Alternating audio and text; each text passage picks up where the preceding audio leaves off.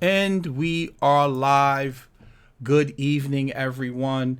Tonight we are going to discuss how you should be viewing markets, how you should be approaching markets.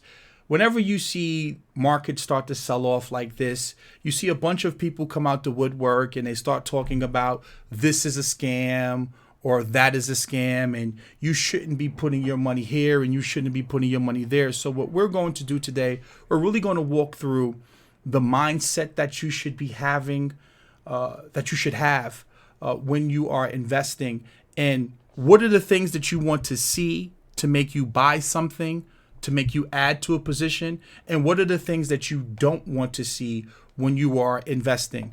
Because there are some things that are trades. So for example, you may be looking to hold something for 3 months, 6 months to a year. That's a trade. Then there are some things that you may want to be investing where you're looking to hold it for the next 3 to 5 years. And when I used to work in investment banking, I was an investment banker. I was a trader at an investment bank. We would sit down and we would create narratives, right? What is the market going to look like in the next 3 months, the next 6 months, the next year? So for example, a narrative could be interest rates, right?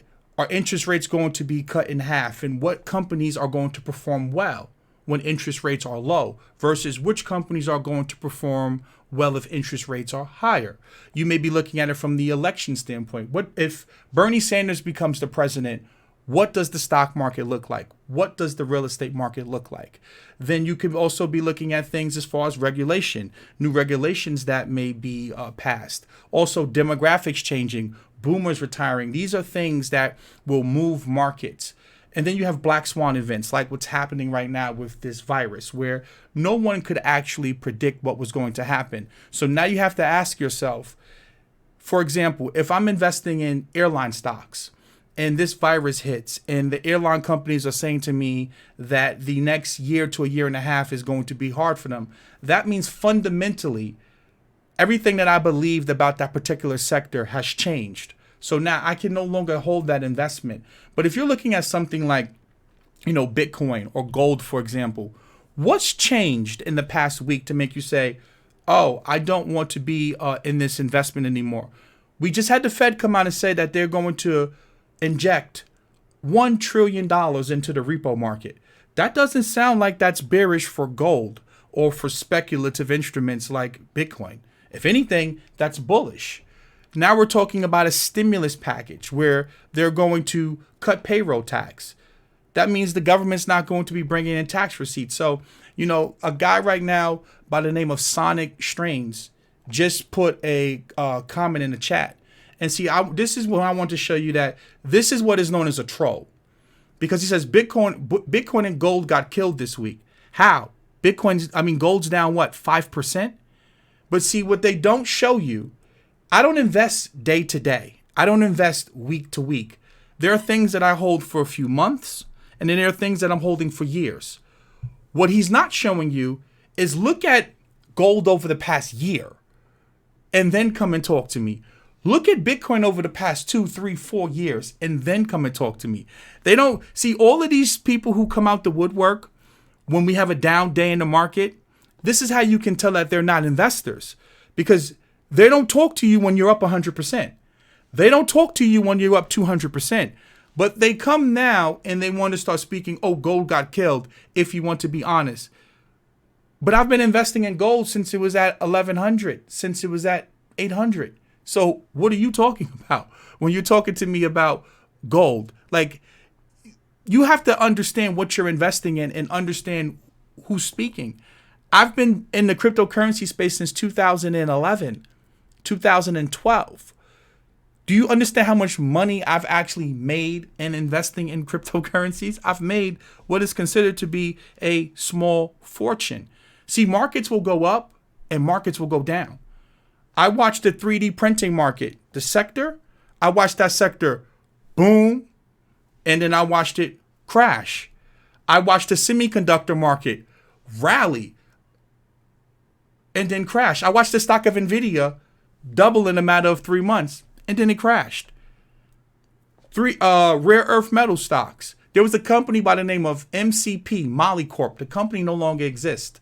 I watched it go from pennies, then dollars, all the way up to $80 a share, and then it crashed. See, there are themes that take over the market, and when there are themes in the marketplace, this is what happens. And I also want to talk about Virgin Galactic, because that ties into what we're talking about tonight in terms of themes, in terms of certain sectors or stocks or investment vehicles perform better in different markets. In real talk, what I was going to do is I was going to upload the video, but I got a copyright strike because of the slides that I had in the video. So what I said is I'm going to actually speak about it today, because I think that this is the kind of conversation that a lot of you need to have.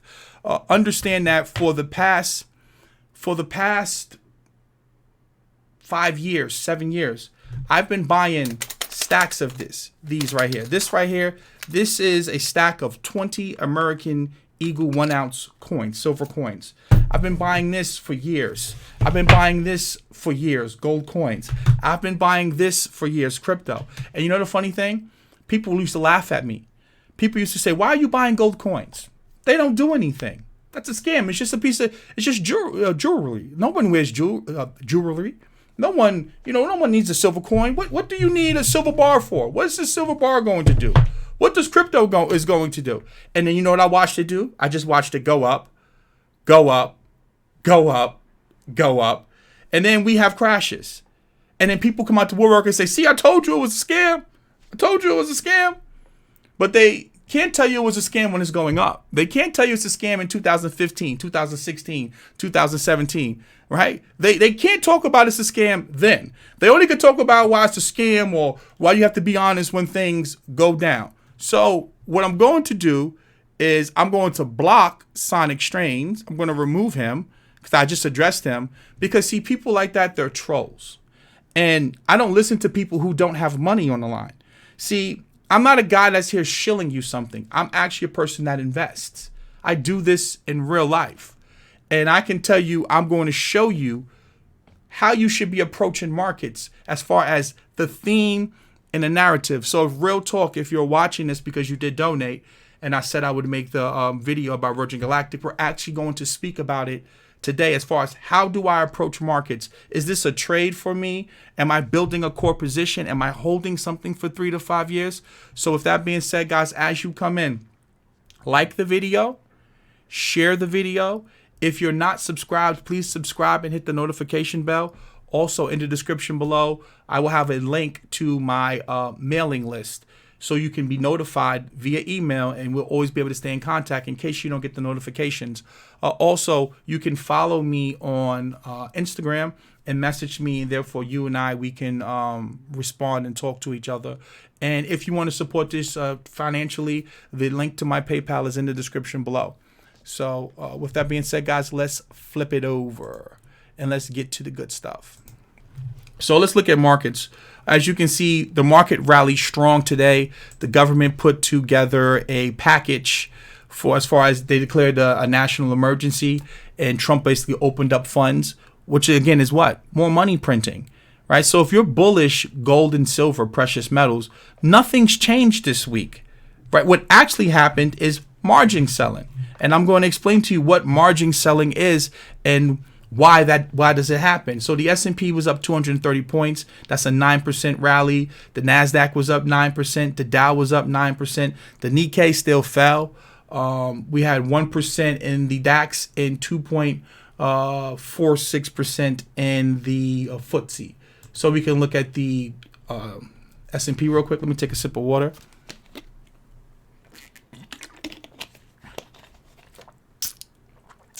So we can see right here, market sold off heavy, and we can see the market retracing a little bit. Markets don't just come right back. So if you're someone that's banking on the market just, repeat this, reversing and coming right back, you're going to get a lot of sideways action. You're going to get some days where the market pushes up and the market pushes back down. It's going to take time for the market to actually come back, which is why you need to ask yourself, is the stocks that you've been investing in, are they fundamentally broken, or are they getting hit because of what's happening with the coronavirus? Ask yourself, are people going to stop buying iPhones? Is Apple going to go bankrupt? Is Apple going to disappear? If you don't believe that they're going to disappear, then you should be buying more Apple stock at the prices that you see fit. Why? Because Apple is still a good company. And last time I checked, they still make good products. So yes, they may struggle. So this is why you have to pick your prices as to where you want to get long. This goes back to narrative. And understand that people see the market through different lenses. Some people see the market from a pessimistic standpoint. Some people see it from an optimistic standpoint, which is why you have to understand what you are investing in and why you are investing. Are you looking to build wealth? Are you looking to save up for your retirement? Do you want to be a passive investor and get dividends? Are you into real estate? You have to find what it is that you like to invest in and you understand. You should never be buying something because I said so, because Peter Schiff said so, because Harry Dent said so, or Max Kaiser. You should be investing in things that you understand. I understand. I lived through 2008. I watched the markets crash every single day. I watched us lose hundreds of thousands of jobs every month. And after studying and researching why that's happened and continues to keep happening, it's known as the boom and bust cycle. What's changed over the past week? Did the government move to sound money? No. Did they say that they weren't going to bail out failing companies? No. Instead, what they did, the Fed printed $1 trillion and pumped it into the repo market. Instead, we're already talking about a stimulus package. Doesn't this remind you of 2008 all over again? Because politicians aren't going to do what's necessary. They're going to do what's going to get them reelected. So just understand that. Right? Take yourself back and know what you're investing in. Investing is risky, and you should be investing capital that you can afford to lose. If this is your rent money, you have no business investing. If you don't have a savings, you have no business investing. Right? If you're trying to flip your tax return, you have no business investing. Take some time and really educate yourself, right? So now here we have gold, right? Gold just got hit from 1680 down to 1528. This right here is what is known as margin selling, right? People have to raise collateral. And this is why people like Sonic Strains, I understand that they don't know about investing. But you see, because I've worked in the industry, I understand very well. You have a lot of funds who they may be leveraged up at 50 to 1 or 200. Some firms go up to 200 to 1 leverage through options and through exotic products and through dark markets where they may be overweight stocks and they may be underweight gold. But the gold may be the only asset that they're holding that is actually making the money right now. And for example, when you trade futures, to day trade futures, you only have to have $500 in margin to day trade. And to hold it overnight, you only need between, depending on which asset you're trading, which instrument, between oil or if you're trading the S&P, right? The ES, you only need about $1,600 to $3,200 of overnight maintenance margin to control a $50,000 product.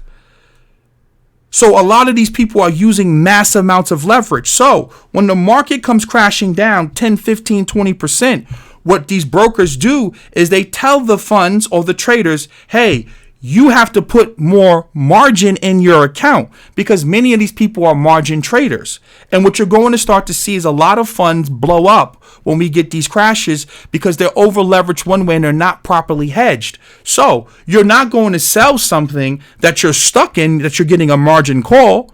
So you get forced to sell something that's making you money or that was meant to be a hedge like gold, to liquidate that, to raise the capital and the collateral to be able to hold that position. That's what is known as a margin call. And this is why it's important for you to educate yourself so you can understand how markets work and how markets are structured, right? People are being forced to liquidate winning because no one wants to sell at a 30, 40, 50% loss. Some people want to be able to hold those positions to, recalibrate their portfolio. So it's important that you understand that.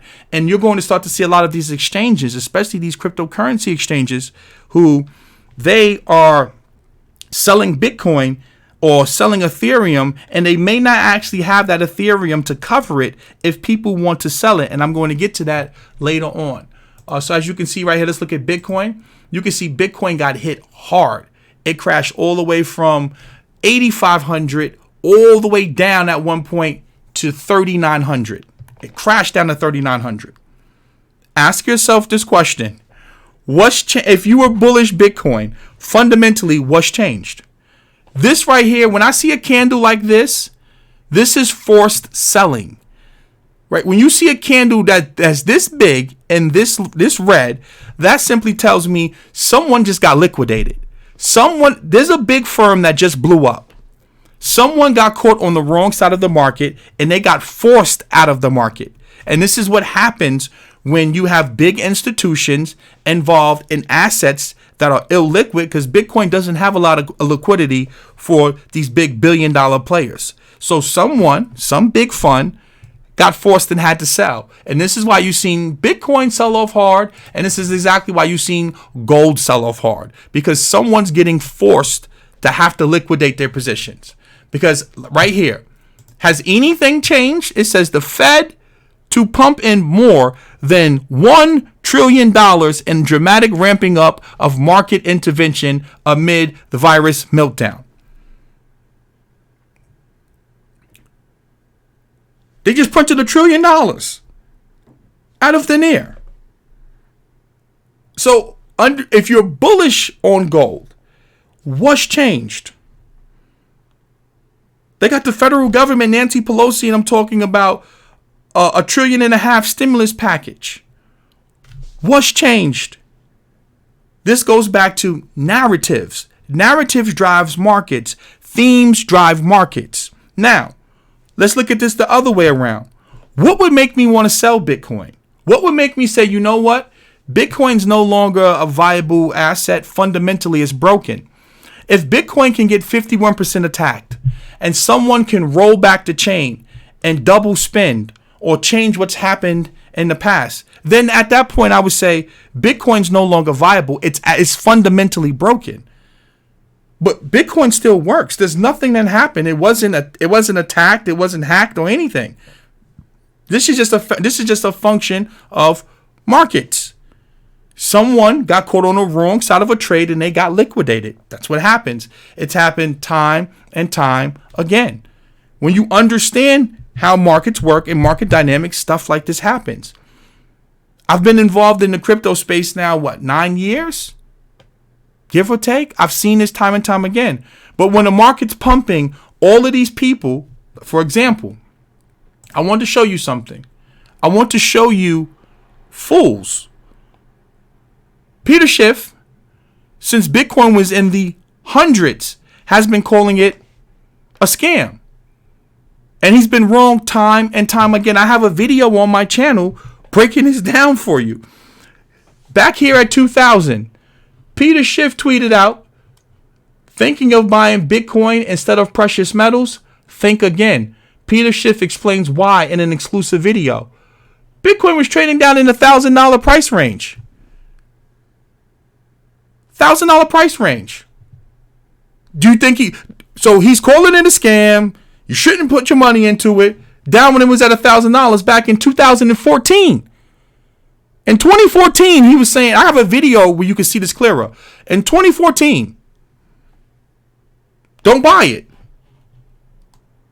Okay, it moves sideways. Here we go. And it says Bitcoin selling off during the Russian ruble crisis is a bad sign. Much has changed since 2013 when problems in Cyprus sent prices soaring. Again, this is when Bitcoin's trading in between the 2,000 and 1,000 range. And then we move forward 2 years, and now Bitcoin's sitting at $4,000. And you know what he says? It looks like the Bitcoin dam at 4,000 support level has broken. It's now a bloodbath as the floodgates are wide open. And you know what Bitcoin did? It went from 4,000 all the way up to 20K. Did he come out and apologize and say that he was wrong? Right? So he had all these, he told you, don't buy it when it was at 2,000 and at 1,500 and at 1,000. He said, don't buy it. He said, don't buy it at 2,000. He said, don't buy it at 4,000. And then it goes to 20K. Oh, don't buy it. Then here we go again, right down here. Bitcoin comes crashing down all the way from 20,000. Everyone's saying, see, I told you it's a Ponzi scheme. It's a scam. Don't put your money into it. It comes crashing down. It crashes all the way down to $4,000. Peter Schiff tweets again, don't make the mistake of thinking that Bitcoin below 3,800 is a bargain. Just because the current price is better than 80% below its record high, Bitcoin's price could easily drop another 80% from here. At $750, it would still be expensive. And then it goes from 4,000 all the way up to 14,000. What I'm showing you is that narratives and themes drive markets. No one can shake me out of a position, and no one can get me into a position. I buy things because I see value in it. I understand it. And me and Mark J made a bet that Bitcoin would not go below 5K. So I have to cash app him $100. So I'm not hiding from anyone. Guys, I've made a lot of money investing in the crypto space. I've been involved in the crypto space going back to the Mt. Gox days. I lost Bitcoin in Mt. Gox. I lost Bitcoin to Butterfly Labs. I'm not some, guy who's chasing Bitcoin because it's hot. I just understand why I'm investing. And again, as I said before, if Bitcoin could become 51% attacked, and they can roll back the chain, and dishonest nodes can get 51% of the network, then at that point, Bitcoin's no longer viable to me, and I will not be investing in it. Now, one of my subscribers, Real Talk, he donated to me, and he wanted me to cover Virgin Galactic. And I did a video, as I said earlier, and the video had some copyrighted stuff in it. So the video, I tried to upload it, I actually ended up getting a copyright strike. But even here, you're going to hear Shamath talk about how themes drive markets, right? Inflationary environments. If there's a lot of inflation in the market, what's going to perform well? During a presidential election, what performs well? What doesn't? This is how you have to be approaching markets and understanding what you're investing in. So I want to play this for you real quick so you can hear what he had to say. Give me 1 second. Let's make this bigger.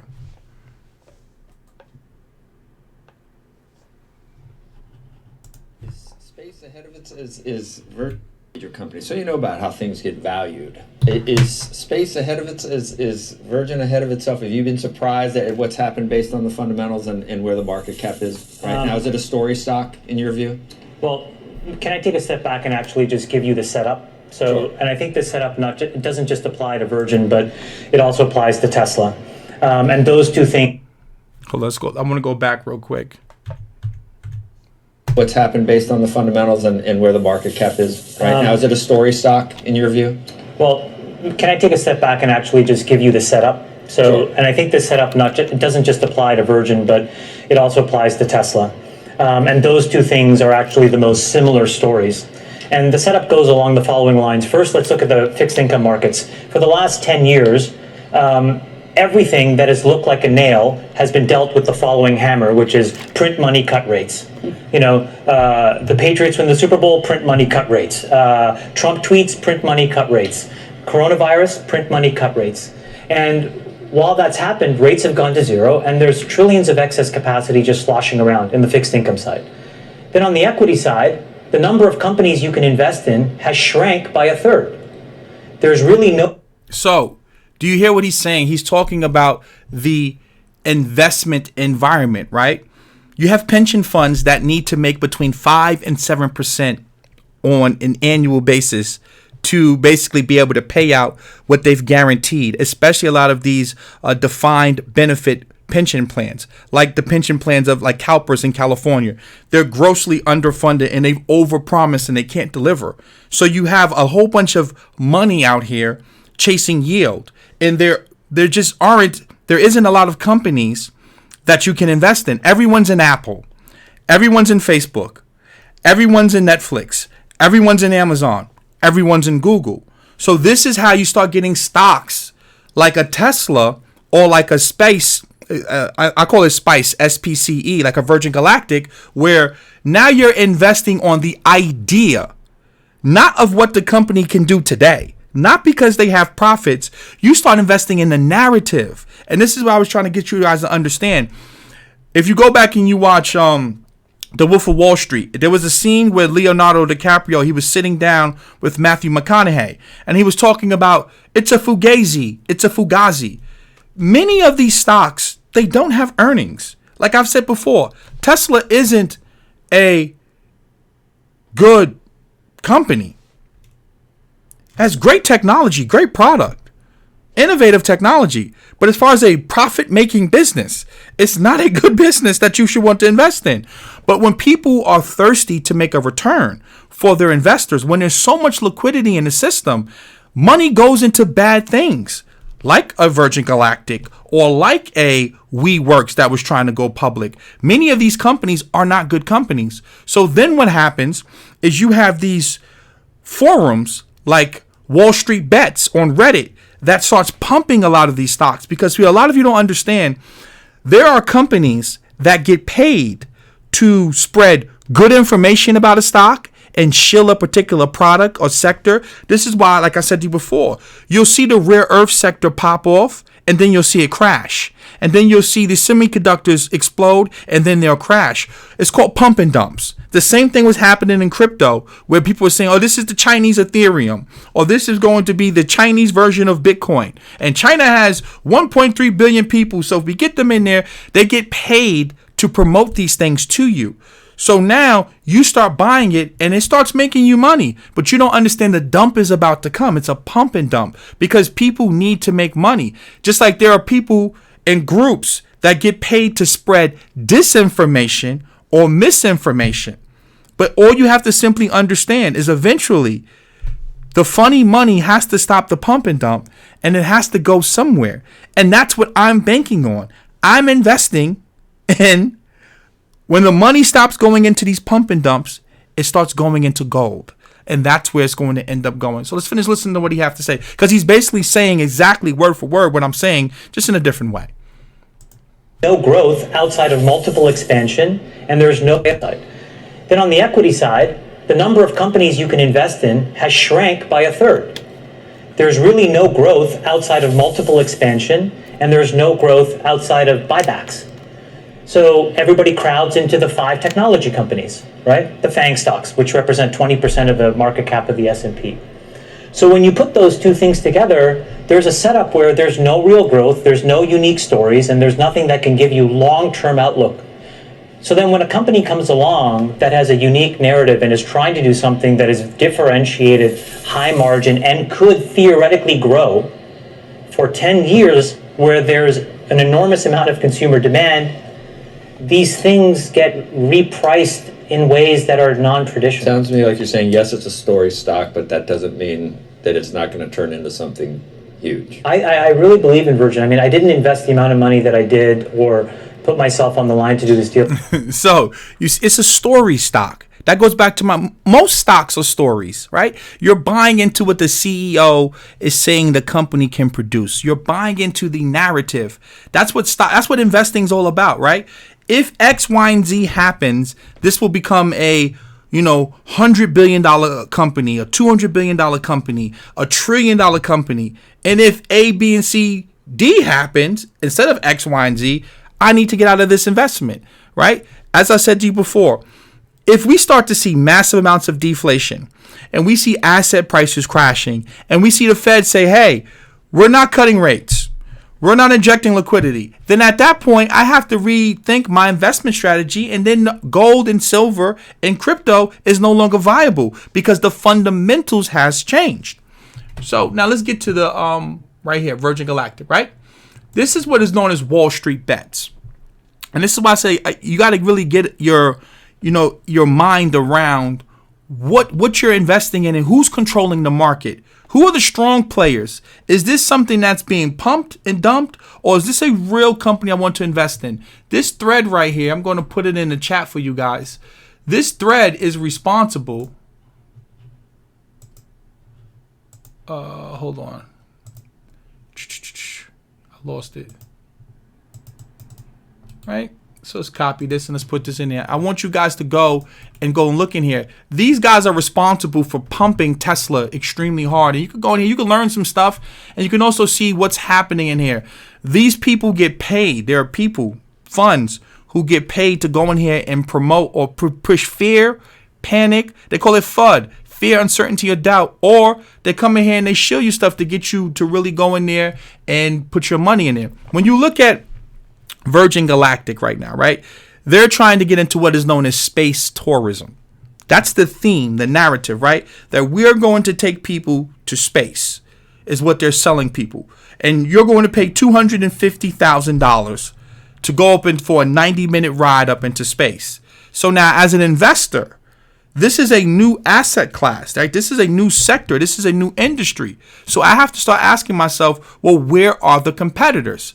And if you take a step back, there's a private company by the name of SpaceX that Elon Musk is a part of. And then you have Blue Origin.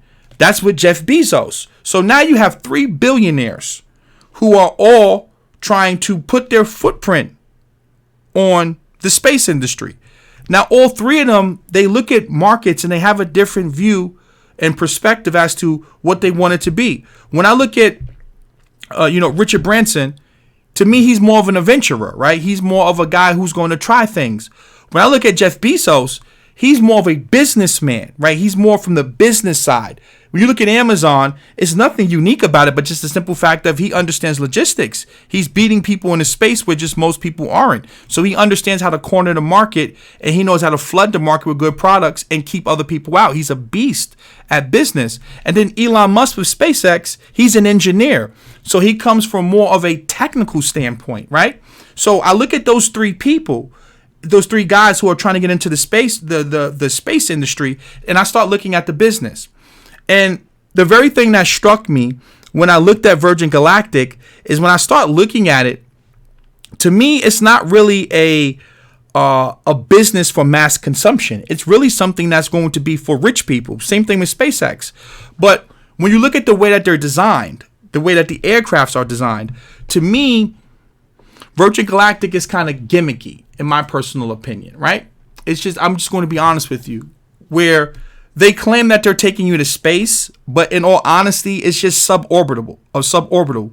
It's not taking you into space. It's just taking you 60 miles above the Earth's surface. And you get the experience of feeling like you're floating in space.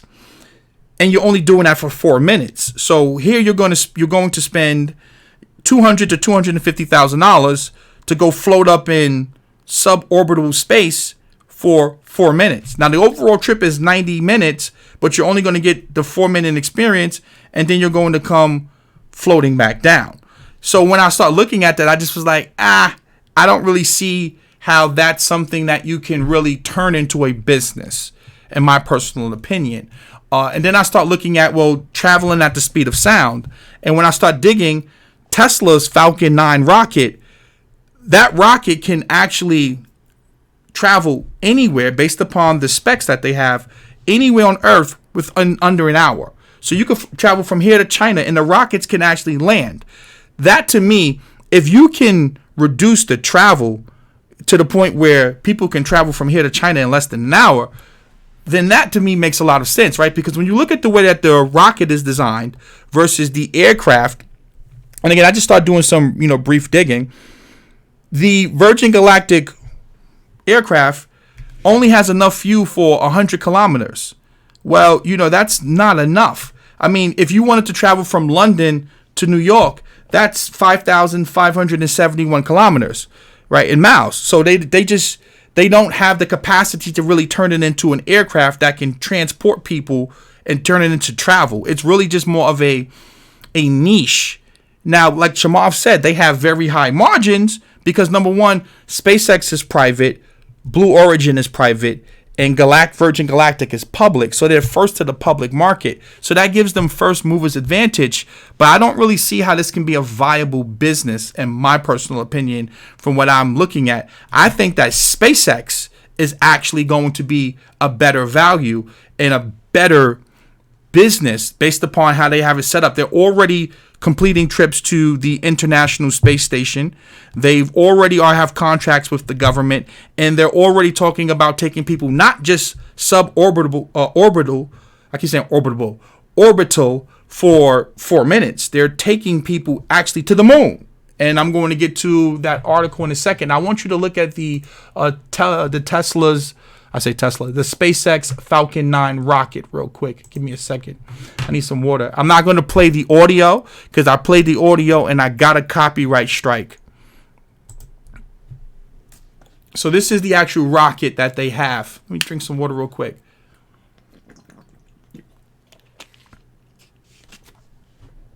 You can see this is actually designed for actual real space, interstellar travel. And this is the rocket taking off.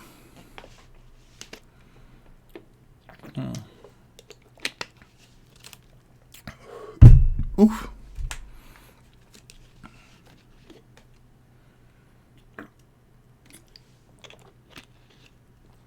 I mean, this is kind of ingenious and is really cool. And that's why I like Elon Musk, because he's trying to push the boundaries as to where he's going to do, take the company and just take the future. To me, SpaceX is just more of a viable business, but it's private. But look, see the rocket can land itself. So now what he's talking about doing is being able to turn this into a commercial business where it's like a plane. Right, so rather than you taking a plane all the way to China, you can get on this Falcon 9 rocket that can actually launch itself and land, and it can travel at supersonic speeds in less than an hour. So to me, I think that this is a more viable business, for what they're trying to do versus what Virgin Galactic is trying to do. But I mean, guys, we're not going to be able to afford this. A seat on one of the SpaceX rockets they're talking about is going to be like $2 million, something ridiculous. And one of the pilots already crashed, or the rocket exploded. It says one pilot dead as Virgin Galactic's Spaceship 2 rocket plane crashes. So there's some logistics, there's some legal things that they've already had. Tesla's had some, from what I've seen so far, I keep saying Tesla, SpaceX hasn't had anyone die in their tests so far. And I want to read this to you because this right here is this is the value proposition that I'm looking at right now. It says SpaceX will send 3 tourists to the International Space Station next year. It says SpaceX will send 3 tourists on a 10-day trip to the International Space Station sometime in late 2021. It'll use its Falcon 9 rocket and its new Crew Dragon spacecraft. The company announced on Thursday. This marks the second big space tourism announcement from the company this year. The orbital vacation is part of a deal that SpaceX signed with Houston-based startup Axiom Space, which will manage the logistics of the trip for the 3 private citizens, while 7 private citizens have spent time on the ISS. One of them even went twice. That mission will be the first fully private trip to the ISS. So when like I said before, now this goes back to narrative. When the market's doing well and people are looking for yield, right? I have a chart here. I'm overlaying, this is the price of Tesla, and then this is the percentage increase of Virgin Galactic, which is SPCE. That's the stock symbol. So what you start to see is as the market starts to boom, you see Virgin Galactic's price start to take off to the point where now people are trying to sell this idea that this is going to be the next Tesla. Now, this goes back to what I was saying, narrative. Even though SpaceX may be a better business, in my opinion, it's private. You can't invest in it. Whereas SPCE, Virgin Galactic, you can invest in it. So now the narrative becomes, what if this could be half as good as SpaceX? So now you start seeing people invest in that idea, that theme of, well, they have 600 customers waiting online.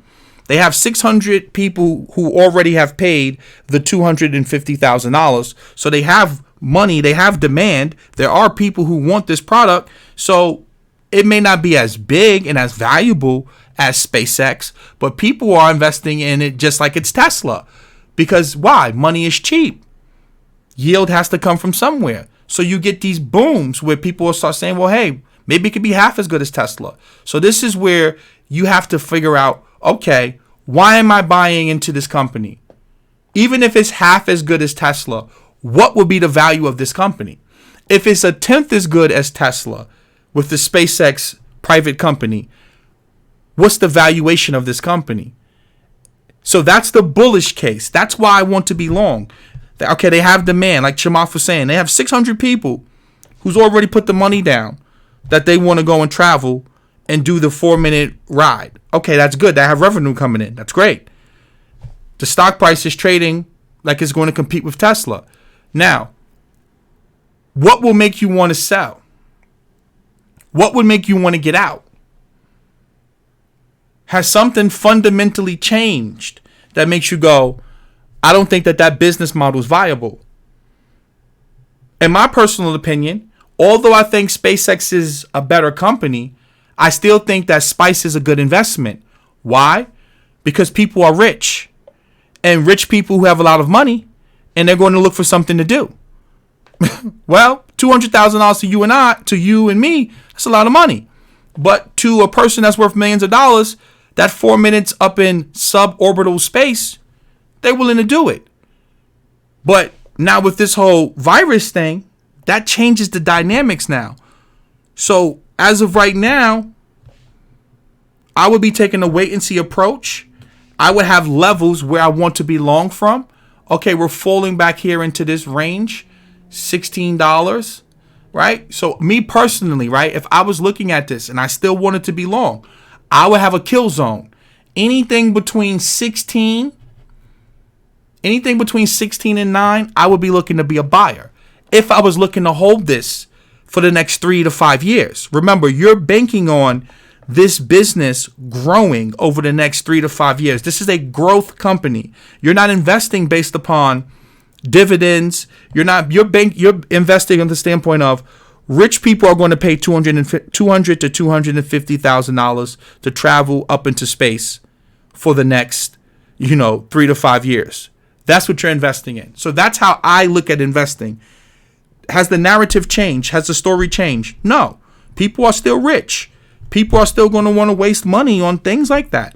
So as long as this virus doesn't turn into, something serious, I would be looking to invest in this because I believe personally, because they're the only publicly traded company, money is going to flow there, right? Because capital has to flow somewhere and people are going to look to pump it. Now, at what price? That's a more of a personal thing. As I said before, I would be creating a kill zone. That's what I would be doing. But in this market right here, you just have to understand, we can wake up next week and things can be progressively worse and the market can drop another 20%, 30%. So now you have to start asking yourself, are you willing to hold over the next 3 to 5 years? In my personal opinion, I would invest in this. I would take a gamble on this. I would allocate 3 to 5% of my portfolio to something like this because it's a niche business, right? This is not like a phone where you need millions of customers, right? They only need, a few thousand customers a year. How many billionaires exist? How many millionaires exist that may want to take a space ride, take a space trip? But now you have to start thinking about, where do you get in trouble?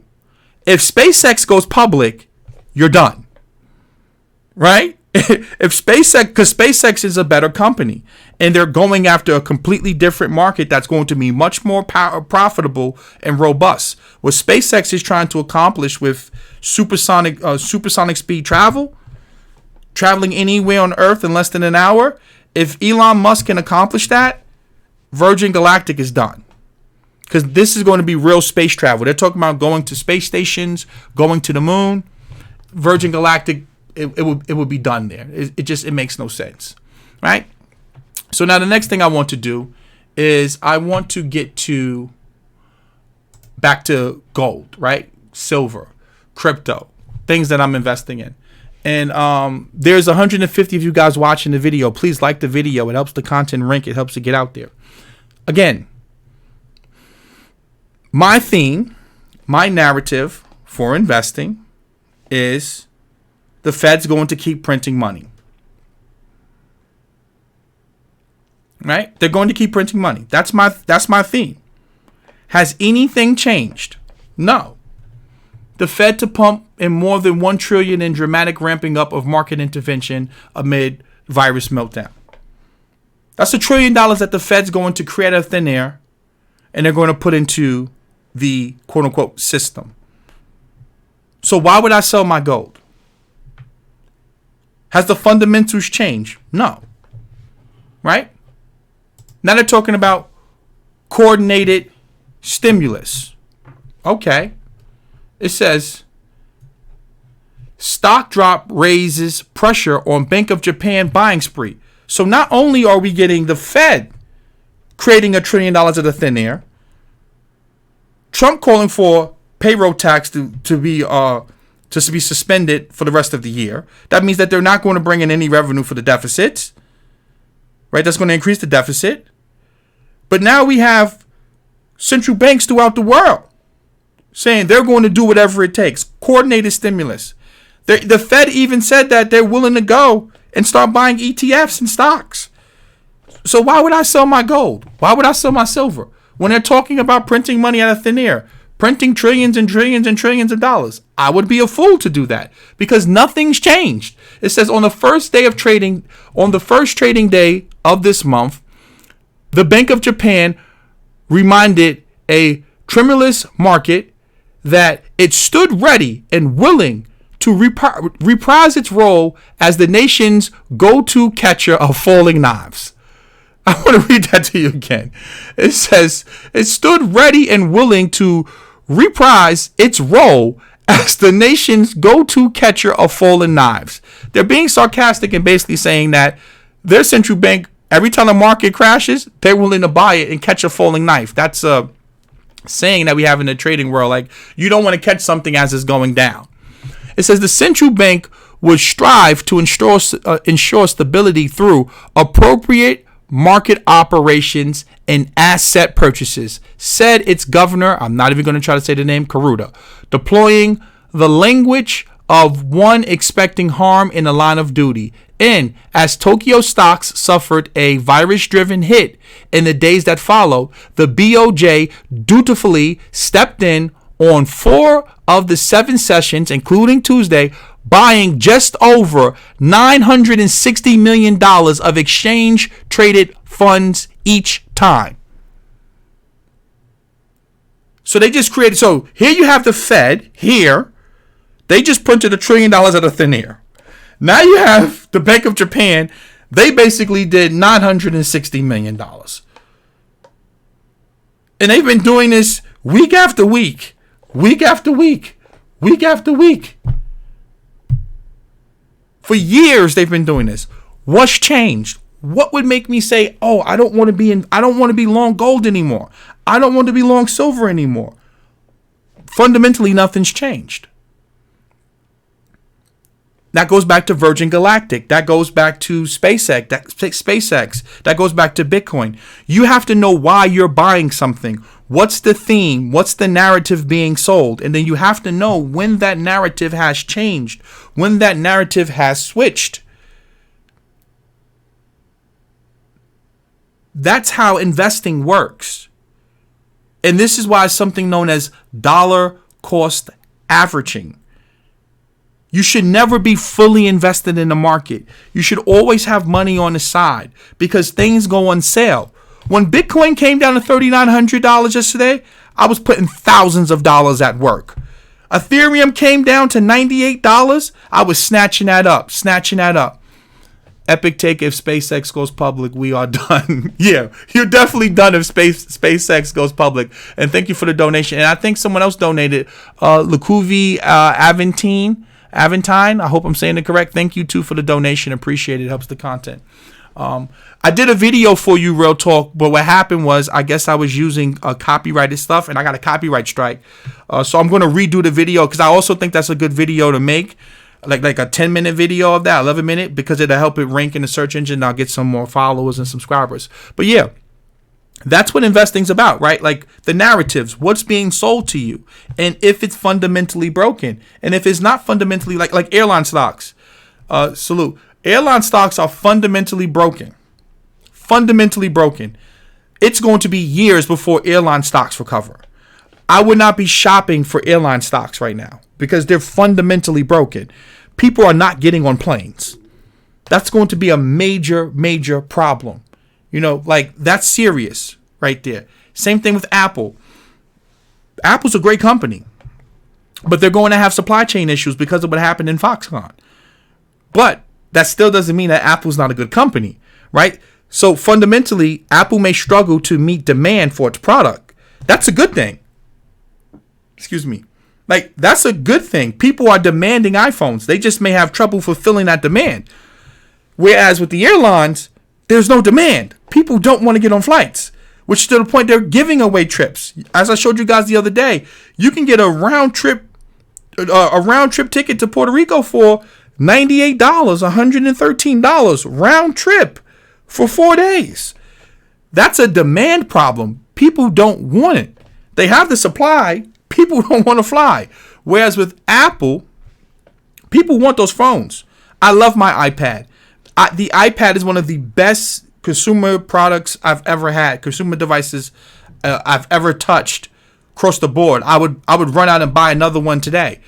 So people demand the products. They're just not going to be able to ship it. So now, what I want to do is I want to show you guys something, right?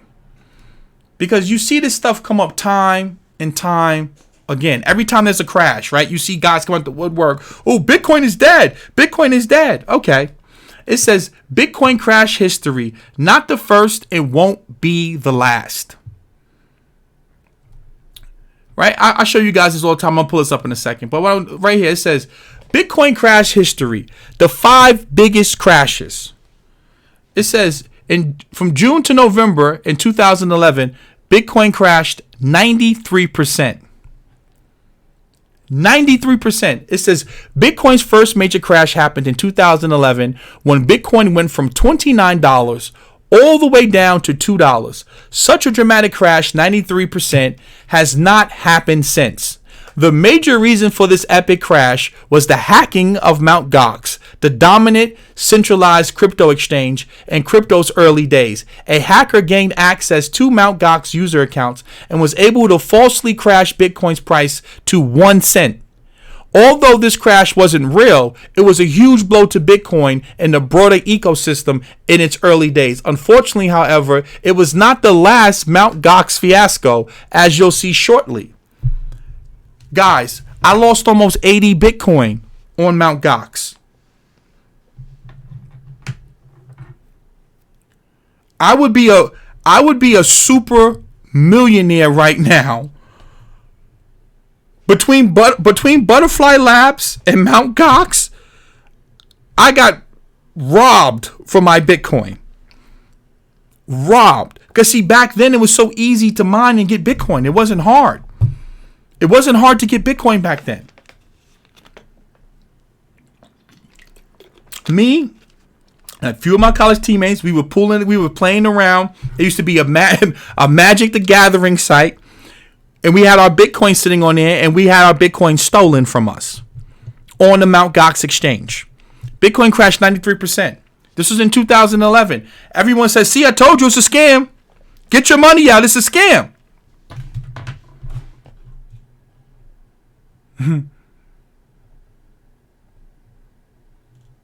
Right? I want to go to this one in April 2013 because this sits near and dear to my heart. There's not a day that doesn't go by that I don't think about the Bitcoin that I've had stolen from me.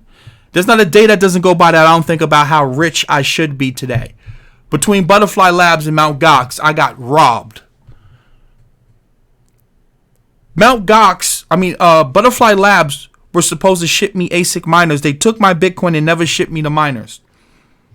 And I have the receipts to this day to prove it. So if anyone comes on here talking about, oh, can you prove it? I have the receipts from Butterfly Labs and the Bitcoin that I sent them.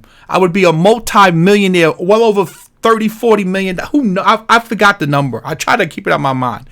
So April 2013, we had an 87% crash. It says the aforementioned big crash over a few days in April 2013 was a result of both Bitcoin rising too fast and yet another case of mismanagement at Mt. Gox.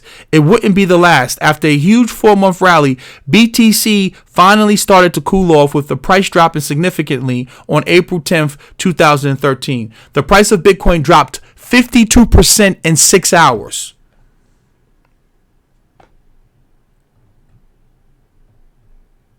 $52% in 6 hours. So when these people go, it's a scam. See, look at crash, it's a scam. You buy more. If you believe in it, if you believe in the fundamentals, you buy more. Bitcoin is, as I say, you guys, Bitcoin, Ethereum, Tezos, Nulls, Waves, Atom, Aeon. These coins that I own, I'm not trying to trade these like a pump and dump and make a little 100%, right? I'm trying to make a 10x return on my money, a 50x return on my money. I'm not trying to make no little peanuts. You're not going to get a 50x return on Apple. You're not. I want to pull up a chart of Ethereum real quick. Where's it? Let's pull up a chart of Ethereum. I want to pull up a chart real quick. I want to show you guys something. Right? Let's remove this percentage thing out the way. I want to show you guys what I'm talking about. I know sometimes you guys are like, I don't know what the hell he's talking about. Right? I can't get this off the chart.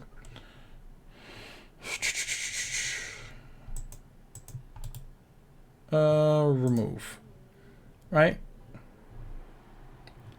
I want you to understand. Right now, Ethereum's trading at $133. Right? $133. If Ethereum goes from $133, let's pull this up on a weekly chart so that we can see this better. I know you probably can't see this. Let's make this a weekly chart. Let's zoom in. Right? If we can get Ethereum to go from where it's at just back to all-time highs, right? Right? That's a 10x. That's 10x on my money. Right? That's times 10. Right? Multiply. That's times 10.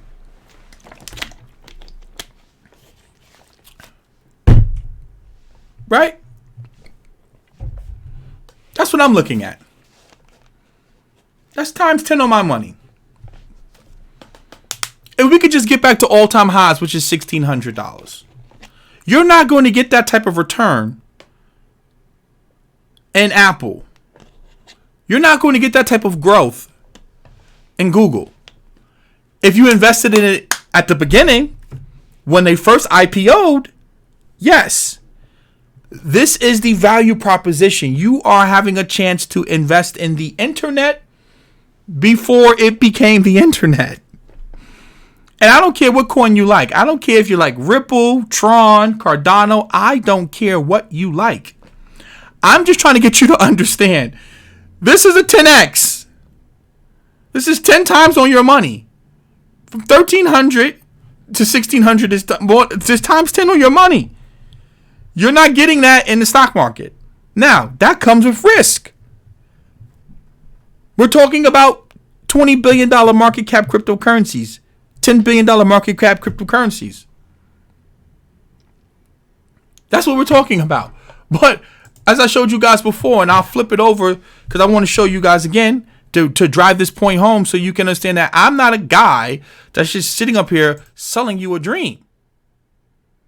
Hold on, my iPad's not connected. Give me 1 second. I gotta connect it. All right. Where's the piece says connect this? So I want to show you guys what I'm talking about.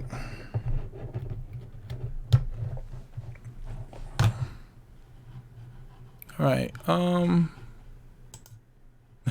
You know, and just so you can visualize these the crashes that we've had. right? So you guys can understand. I've been in this space for a long time, very, very, very, very long time. We've seen from $7 down to $3.80, up to $16, down to $7, up to $49, down to $33, up to $76, down to $50. Then it went from $50.09 all the way to $259, back down to $45. And I can keep showing this over and over and over again. Over and over and over again. I show you this all the time to show you guys. You have to know what you're investing. Now, if you're looking for retirement money, you should not be investing in crypto, right? You shouldn't have 100% of your portfolio in crypto, right? But where's Peter Schiff at? Across the board, he's been wrong. Across the board. All of these people who tweet about Bitcoin when it's down, you don't see them tweeting when it's up. You don't see people tweeting when it's up. They're quiet. They're nowhere to be found. Peter Schiff's been saying Bitcoin is a scam. It's a Ponzi scheme. Noria Rabini's been saying it since Bitcoin was in the hundreds.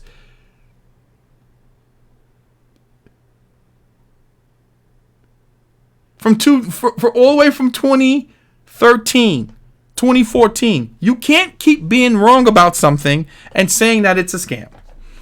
At a certain point, you have to just say, you don't know what the hell you're talking about.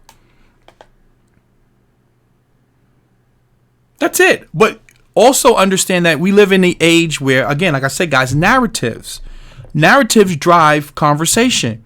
So what happens is many of these people like Max Kaiser, like Peter Schiff, like Andreas, like Roger Ver, they have cult-like followings. So they have to create these narratives to sell their products and services, which is why you can't be a sheep. If you think Bitcoin's a scam, put your money behind it and short it. If you believe that Bitcoin is legit, put your money behind it and buy it. If you like Ripple, you should be buying it. If you like Apple, if you like SPCE, if you like Tesla, if you're into Google, Amazon, Netflix, Hulu, put your money where your mouth is and buy what you like. Like I show you guys what I'm investing in. My gold mining stocks are getting crushed. They're getting hit. But I know why they're getting hit. Because the market caps are tiny. They're going to be volatile. Volatility is going to happen in things that they don't have a thick market cap. That's just the reality. And I want to put this in the chat for you guys so you can go back and you can go and look at this. Now, the next thing I want to talk about is about buying Bitcoin, right? Many of you have been asking me this, and I want to also show you this, right? It says Bitcoin obituaries, right? This is how many times Bitcoin has been listed dead. Bitcoin has died 380 times. This is basically people saying Bitcoin is dead. Guys, we've seen this happen time and time again where people are saying Bitcoin's dead, right? Going back to 2010, and here we are now in 2020. And we're still here. It has no intrinsic value. It's a Ponzi scheme. It uses too much electricity. You can't use it anywhere. Guys, I've heard all of these arguments since I've been in the space. And I just keep making more and more money over and over again. So the next thing I want to show you guys is this, right? Because what's going to happen is a lot of these exchanges are going to blow up. It's just the reality. Because it's the same thing with gold. The reason why we got off the gold standard and why we'll probably never get back on the gold standard, there's a plethora of reasons. There's a ton of different reasons. But one of the reasons is that it's very easy to centralize gold because no one's going to walk around with, tons of gold bars on them, right? It's very hard if you want to make large purchases to do it with gold bars. Like you're not going to buy a house. You're not going to buy a house with gold bars, right? It's too heavy. So you have to trust some type of exchange or someone that's going to give you some type of a paper certificate. And what used to happen back in the old days with goldsmiths is that, let's keep this simple. Let's say you have 10 people and they each had 1 ounce of gold. They would give their gold to the goldsmith and the goldsmith would give them paper certificates, which was claims against their gold. And he would hold the gold for them, and that piece of paper would be treated as good as gold. Well, the goldsmith got smart one day and said, hey, these people don't really come back and get their gold. Same as fractional reserve banking. Follow me here. These people don't really come back and get their gold. So what they would do is he would create 10, 15, 20 more gold paper certificates.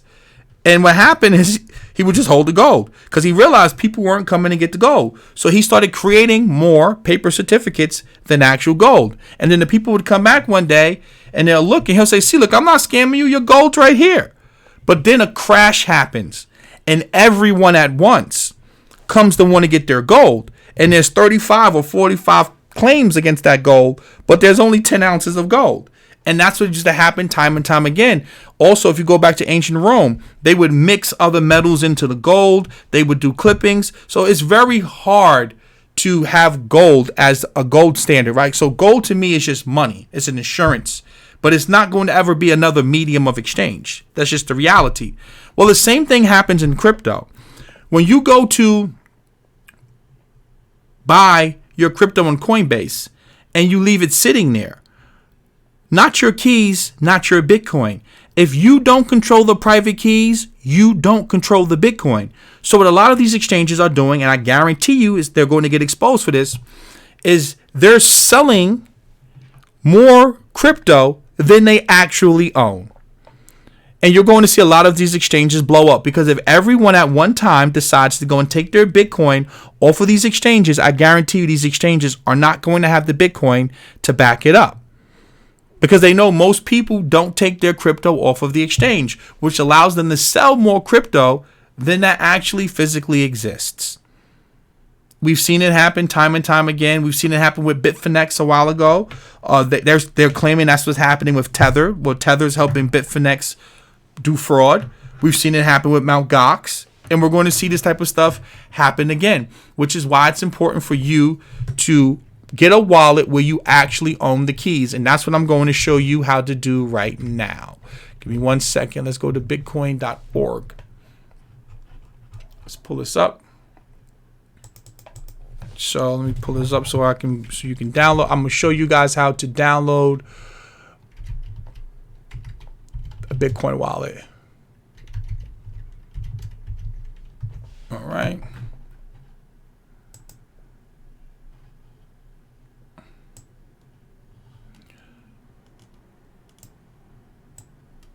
Okay, so copy this and put this in the chat. Let's go paste. And I'm going to show you what exactly I mean. So you go here. This is what is known as a full node. In Bitcoin, we don't guess.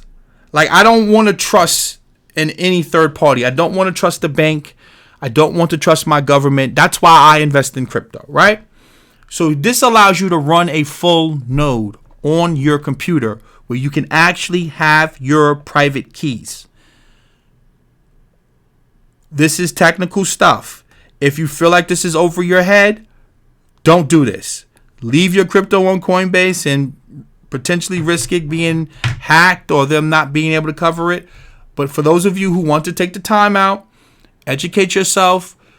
You don't have to do this with real money. Just go play around for a little while. Watch some tutorials on YouTube. I'm just going to show you what I mean by having keys to your wallet. This right here is Bitcoin Core, which allows you to run a full node. It's going to take about a day to a day and a half to sync this full node. But you come here, you download Bitcoin Core for Windows. You can download it for Mac OS, Linux, etc. Once you download it, it's going to basically download the entire blockchain going back to the Genesis block onto your computer. Make sure you have a decent computer that has a decent amount of space on it. And that way you'll have you'll be running a full node that's going to verify every single block. And what's going to happen is when you do that, you're going to get this, right? So let's make this bigger. So I'm going to show you how you can get your private keys on a wallet. Again, I recommend you get a ledger. That's just my personal opinion, and I'll show you what that is in a second. That's a hardware wallet. Anytime you're using a online based wallet, you run the risk that you could potentially be hacked. I mean, it's infeasible to think it's going to happen because unless you got big amounts of money, no one's going to come hack you for a few $1,000s. It's just not going to happen. Anyway, once you download it, you are then going to come here and you're going to have to encrypt your wallet, right? I've already encrypted mine, so you don't have to worry about this. But once you encrypt your wallet with a phrase, it can be your name, some numbers. Make sure that this is something that you are going to remember, something that you will not forget. And then after you do that, you have your phrase. I did this just to show you guys. Then you're going to come into your console, right? The console's over here, right? Don't worry, I don't use this. This is just for tutorials. So if you think you're going to come and steal my stuff, not going to happen, right? So you would just simply go here, you go wallet, and wallet phrase, and then I'll put my phrase in. I can't type around the iPad. Test, and we'll go 120, right? And then right here, so now I just simply enter this in here. I simply entered in wallet phrase, and then I put in what my wallet phrase is. You can go back and watch this later. And then I want to dump my private key. And this is my public key right here.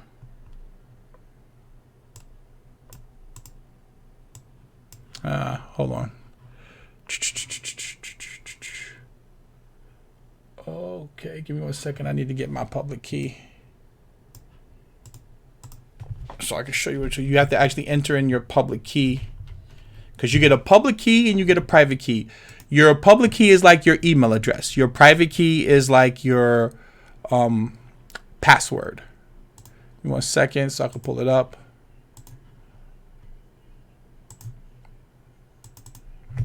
You go Control C, and then I will go null, dump private key. Nope. That's not what I want.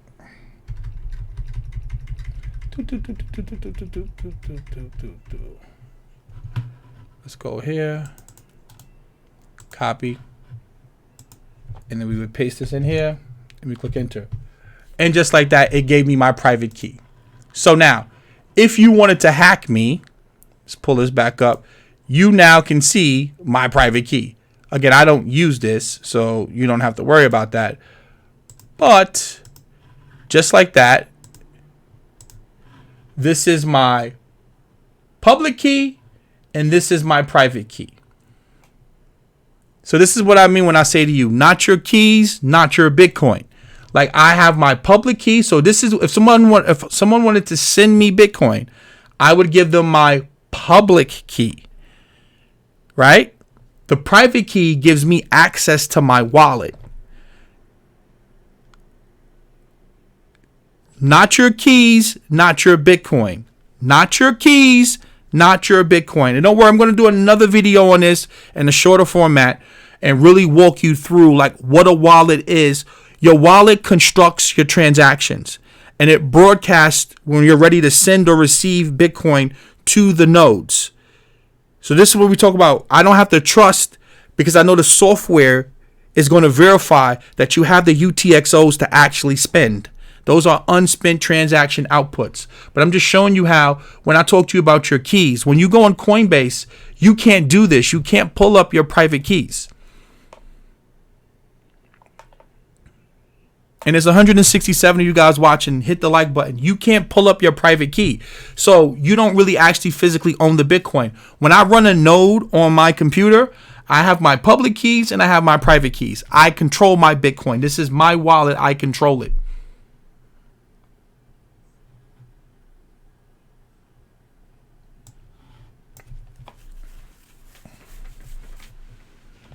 Just so you can understand that, right? So I wanted you to, just so you guys can get that and understand how things work.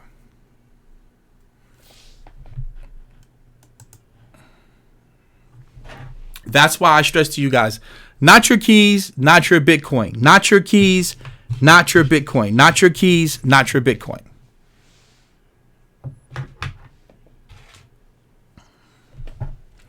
And I mean, that's about it. If you guys got any questions, you can post your questions now.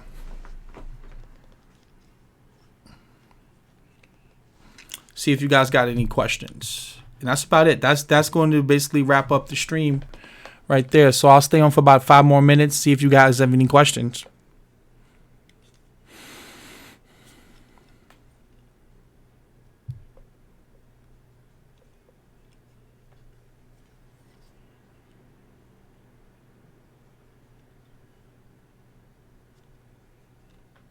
Let's go through the says BTC better hold these levels. I think that we're going to go. I think we're going to test those lows again personally. Any thoughts about Ripple? I'm not a fan of Ripple. I don't believe that it's a I don't really see the need for the technology, to be quite honest with you. And it's a centralized coin. To me, it's just not something that it's not something that I want to personally, that I would want to invest in. I'll stay away from Ripple, but you can make money in it. I need to do that, but I don't have a lot of money in Bitcoin at the moment. Yeah, or get a hardware wallet, get a nano ledger. No, I see for stock to flow to hold, right?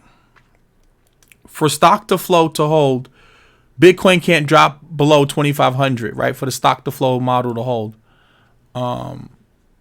So personally, I don't believe that we're going to get below sub 3K Bitcoin.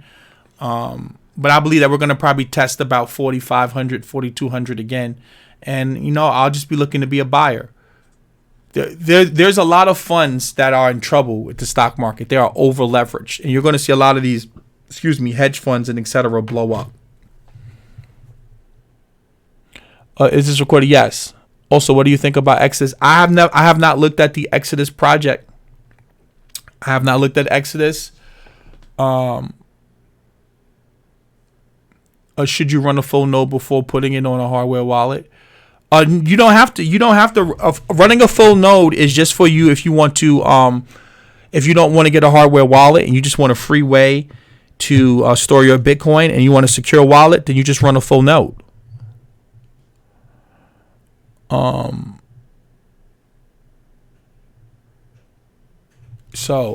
you don't need to run if you get a hardware wallet, you don't need to run a full node. The purpose of running a full node is that your wallet is going to communicate to the blockchain and it's going to basically sync your wallet to the blockchain. So every single block that's ever been created on the blockchain, going back to the Genesis block, is going to be there. So for a fact that there's no way you can spend crypto that didn't exist, and that you have all of the proper information. So again, like I said, if you don't want to spend $100 on a hardware wallet and you just want to have it sitting on your computer, just make sure you protect your phrases and stuff like that. What do I think about BA family? You mean Bank of America?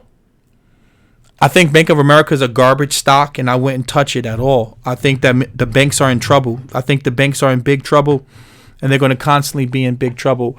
But Kyber Networks, I've never looked at it, so I wouldn't know that much about Kyber Network. Guys, there's over 3,000 cryptocurrency projects. Exodus, haven't looked at it. I've heard Ivan on Tech talk about Kyber. I'll increase my 401k contribution to market always returns. Yeah. Coinbase doesn't have a wallet. Coinbase is just it's an exchange that allows you to hold your crypto there, but it's not a wallet in my opinion.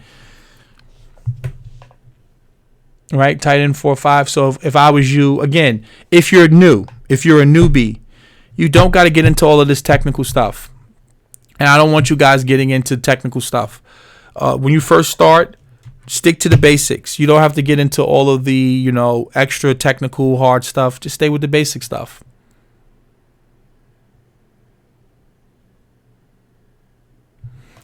If Dash Food Service offers stock, This would be a good time to buy. Food delivery will be used more that the corona is in the U.S.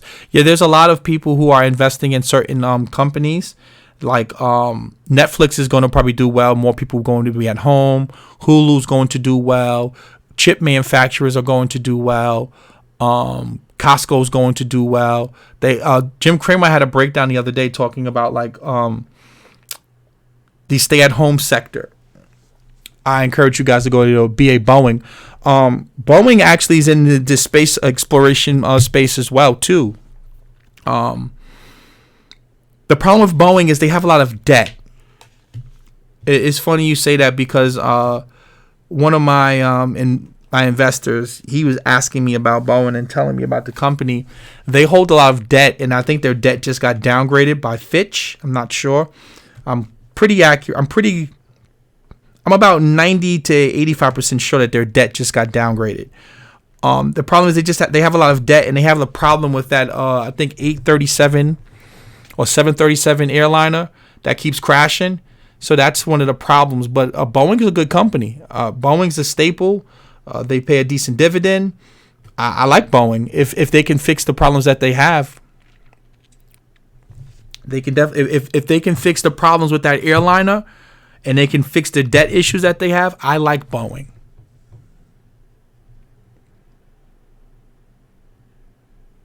Yeah, I don't trust Coinbase. It's not that I don't trust them for them not to get hacked. I just don't trust that they actually have the Bitcoin on hand. I think that any centralized exchange, I don't trust them. After what happened to me in Mt. Gox, I don't trust my crypto with no one else but me.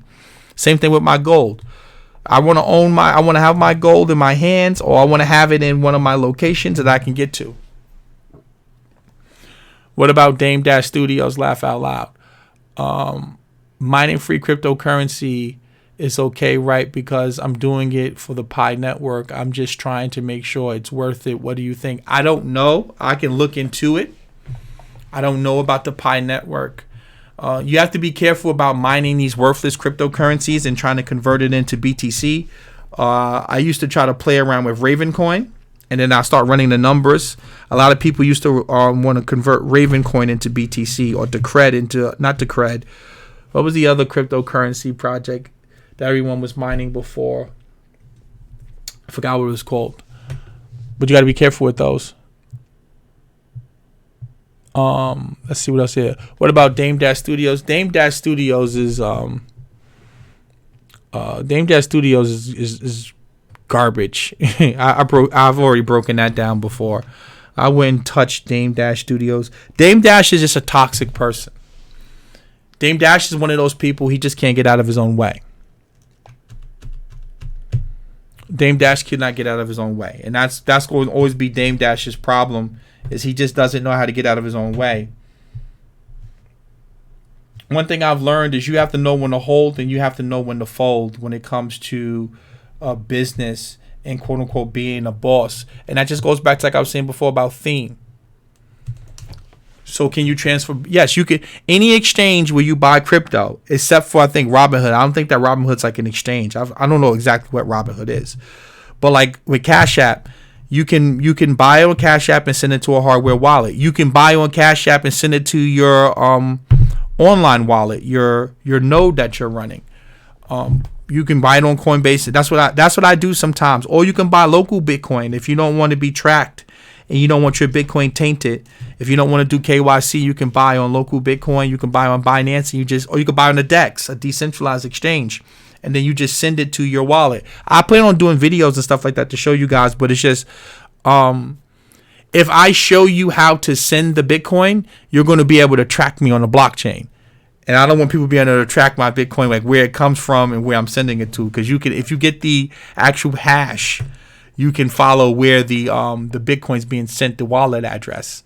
Or if you get my address, my Bitcoin address, you can track it. So the city of Detroit turned on the water services to customers that had the service cut off. I don't know too much about that. You're born looking like your parents and you die looking like your decision. Let's be smart with our investments. I agree with that, Fred Williams. That's powerful. How long do you think the Tulsa Real Estate Fund will last in the down market? I think the fund's going to last. I just don't think that it's ever going to make people money.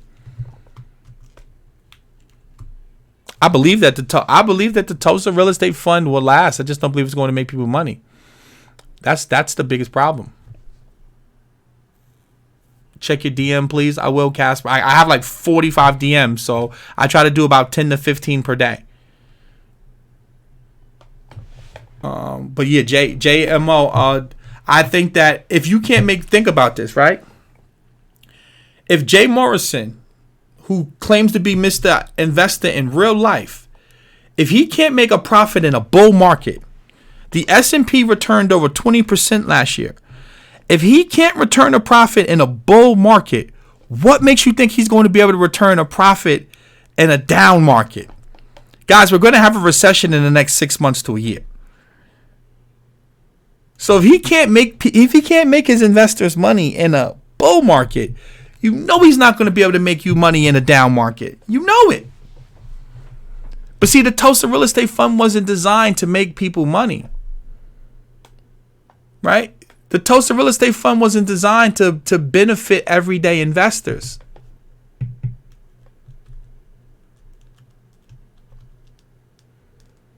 And they're illiquid, so you can't sell the shares.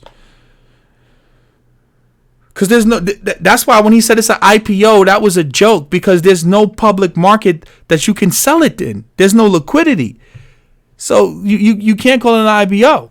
You know, like you have to laugh when you hear him say that. Like you can't sell those TREF shares to anyone. So it's not an IPO, it's not a public market. But again, see, Jay Morrison, and this goes back to the predatory nature of a lot of people in our culture. You know, they prey on black people, man. And I'm just gonna be honest with you. They prey on a lot of they prey. That's why he went after that hip hop segment. It's the reason why they go after Vlad. They go after the Breakfast Club, because many of the people who watch the Breakfast Club and they watch Vlad, they're just low information people. Not saying that they're ignorant, but they just don't have a lot of information. So if you don't really understand how a deal should be structured, that if you're a fund manager, you should have skin in the game, that you should have a portfolio before I even buy into it. Like, I should be buying into something that already exists, not giving you money so that you can make it happen. Like, that was basically a loan that you gave him, interest free. So if he can't make money in the down market, in the up market, he's not going to be able to make money in the down market. He's just not. You know what I'm saying? Like that's the joke. And it says, isn't that the nature of syndication though? I agree, he shouldn't be targeting the Tulsa fund to smaller individuals. Yeah, that's the game. Again, guys, that's the syndication game. He didn't sell it like it's an investment. See, expat crypto, for example, right now, right? When you watch me, I make it very clear to you that I'm a capitalist. I make it clear to you that you're watching a person that's here to make money. I don't come to you, expat crypto, and say, hey, my brother, we're going to stop gentrification with the money that you're giving me. We're going to give money to young women. We're going to give money to young black men. But not tell you that I'm skimming almost $500,000 to $1 million a year off the top. Right? And I tell you that. Like, it's designed to play on your emotions and to get you in. And he's going after people who don't understand that. The fees alone, the management fees and how it's structured, the key man clause, that's not good business. That's why you can just tell it was designed to just rip people off, and then to use Tulsa and to play on that whole imagery of, you know, black pain, of that city being bombed. That was all meant to get into people's pockets. It had nothing to do with really trying to help the people. It had nothing to do with helping the people, and that's what was so disgusting about it. You know, is that, like, he knows what he's doing. It's not about the syndication. I have no problem with real estate syndication. I have no problem with making money. You know, I wanted to be upfront about it. You know what I'm saying? Thoughts on crypto, especially XRP. I said, guys, I'm not a fan of XRP. Can you make money in XRP? Absolutely. But Ripple has some lawsuits that they have to take care of. It's not decentralized, in my personal opinion. And it's just not something that I would want to touch. I don't see the need for it at all. And there's a lot of deception in their marketing. And they're basically dumping on you every month. Like the CEO, like they're dumping, I forgot the number of tokens. It's a crazy amount of tokens that they're dumping on you every month. Like that's like, you don't really know how much Ripple exists. So it's to me, it's just like, why am I putting my money into it? I don't think so. 458,000 in losses from the Trev, please. He and his wife still get paid their salaries. Exactly. That's why I said it's just like, I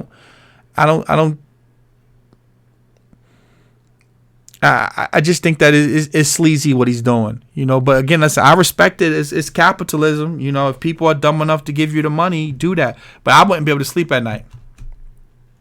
I would not be able to sleep at night, like for me personally. And I just think that we got to do better, right? We have to do better in holding each other accountable. As I said before, if I came up here and I promised you that I was going to do something for you and I don't do it for you, you should hold me accountable. And especially if I'm using ancestors and I'm using our legacy, with our people have been through, to sell you a product or service, I should be called a scammer.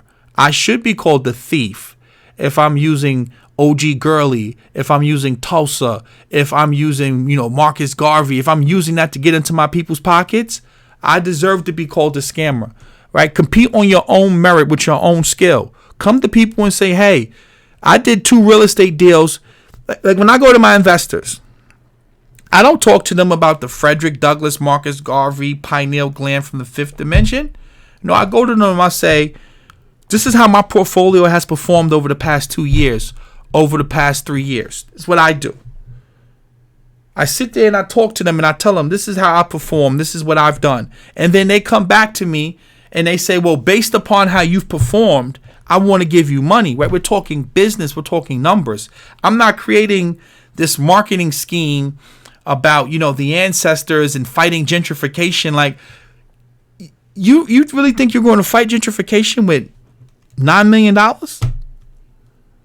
Like when I told you there's hedge funds with 36, 45, $100 billion, like that, that's disingenuous. That's disingenuous. It's just from top to bottom, it was BS. And I just, like I said before, I couldn't respect it. And I don't respect it.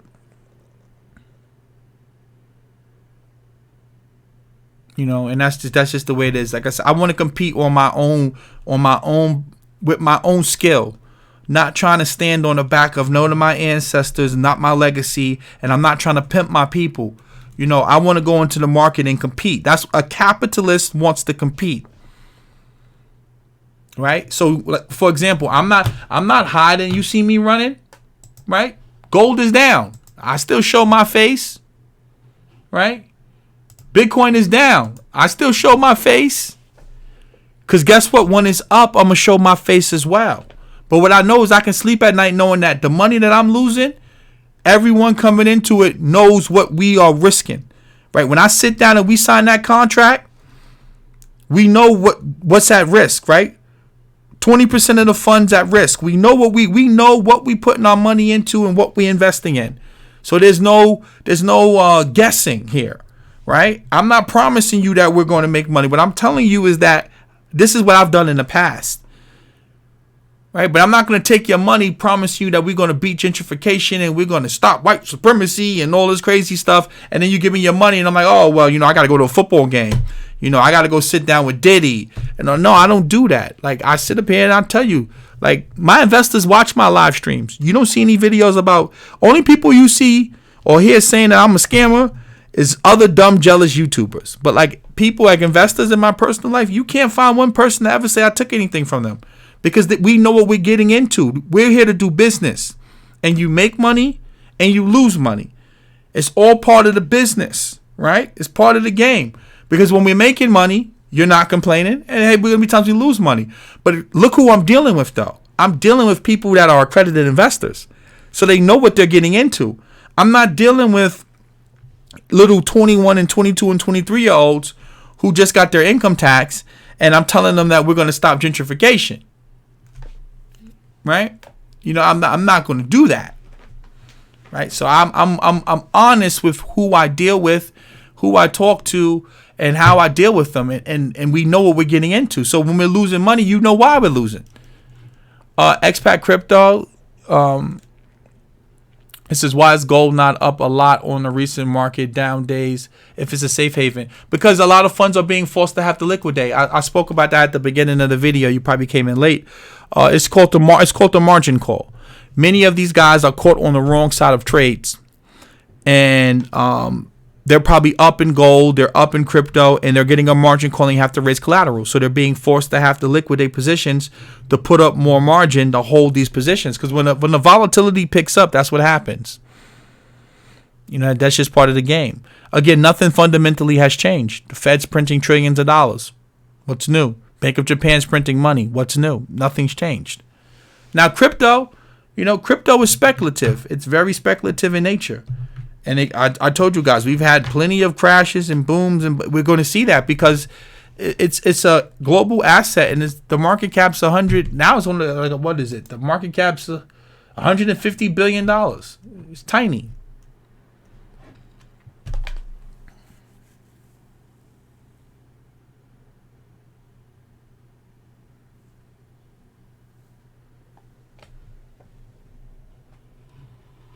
So that's just the game.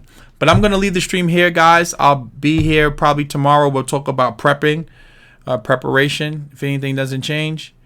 And